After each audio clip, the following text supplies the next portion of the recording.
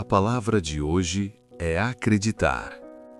Acreditar que toda luta tem um propósito. Acreditar naquilo que só o coração consegue sentir. Acreditar, mesmo quando todos à sua volta desacreditam.